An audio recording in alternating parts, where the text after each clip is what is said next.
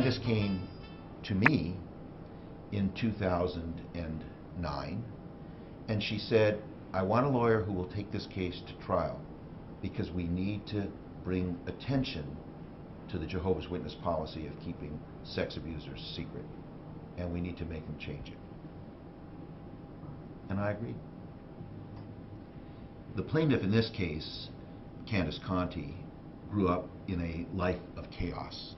Her mother was a substance abuser with major psychiatric disabilities, unable to care for herself or her child. Her father, so dedicated to the Jehovah's Witnesses that he abandoned his family. And Candace left as a vulnerable girl at age 9 and 10. Candace grew up in a Jehovah's Witness family, and she was dedicated to being, as she told the jury, the best Jehovah's Witness she could be. And that was her life's passion at 8 and 9 and 10 in response to this dysfunctional family that she was raised in. Jonathan Kendrick, who is the perpetrator of the abuse of Candace, was a ministerial servant, that's a lower level position, in the congregation in North Fremont that Candace and her family belonged to. He was reported to the congregation elders for having sexually abused his stepdaughter in 1993 and was criminally convicted of that allegation as well. Candace continued to go to what is called field service, even though her parents were often unable to join her. And she would go as a 9 and 10-year-old, door to door, as so many of us have been awakened on Saturday mornings, spreading the policies and the preachings of Jehovah's Witnesses and raising money for Watchtower New York.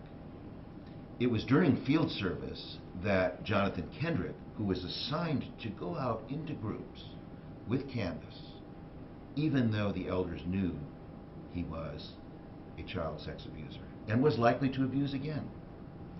And he would take Candace during the middle of the field service to his house and commit terrible acts of abuse of this little girl.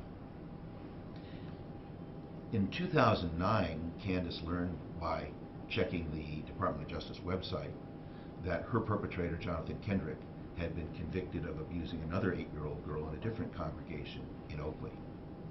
And she went to the elders in Los Angeles, where she was living at the time, and asked them to change the policy of keeping known sexual abusers secret. And she said to them, what's to prevent them from hiding who they are? And the elders refused to change the policies, refused to even report to Watchtower New York, the corporate headquarters, the experience that Candace had.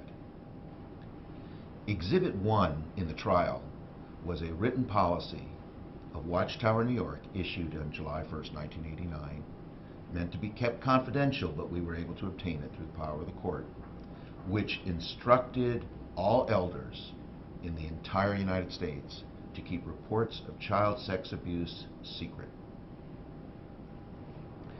In closing argument in the compensatory damage phase, I asked the jury for $7 million for Candace's abuse, her years of darkness when she was in isolation and couldn't tell anyone, her years of anxiety and drug abuse and post-traumatic stress syndrome, and the rest of her life.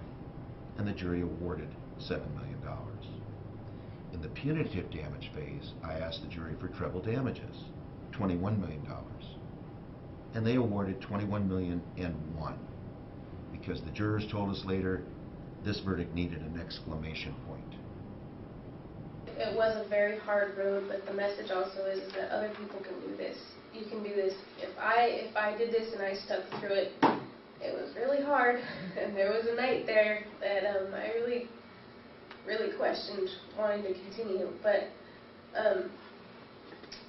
it's worth it, and you can do it. It doesn't matter anything else. You can really stand up and get through it.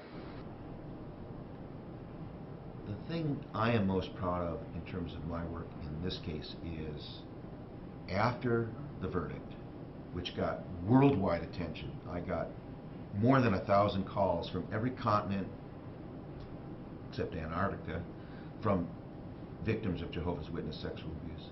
And afterwards, they changed their policy. They didn't change it as much as they should, and it's going to take a lot more lessons, but they did change it enough, and they moved it in the right direction. And we brought attention to a dark secret in that church. This is the first verdict ever against Jehovah's Witnesses in the United States. And we proved the importance of protecting children because this is the largest verdict ever given in the country for a single victim of religious child sex abuse.